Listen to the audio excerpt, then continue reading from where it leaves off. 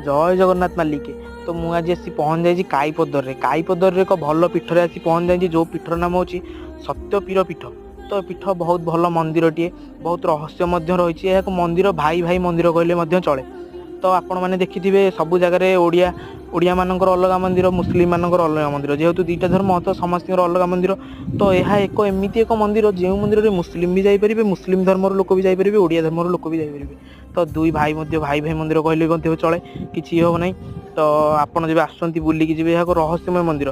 तो यह एक उईहुंकार सृष्टि ए दिव एक उईहुंकार सृष्टि। तो आपड़ जब आसुँच देखी जी सब करेंगे। तो एटिकर गोटे भल गुण यह जे आपणकर जहाँ मनस्कामना इच्छा थी सब आप पेपर में लिखे पेपर लिखी मुंडिया मारिकी रखीदे तो आपंकर मनस्कामना पूरण हो। तो ये करते मुझे कागज पेन आनी सब लिखिली मो मनस्कामना लगी। जय जगन्नाथ मालिके। नेक्स्ट वीडियो को अपेक्षा करूँ। जय जगन्नाथ।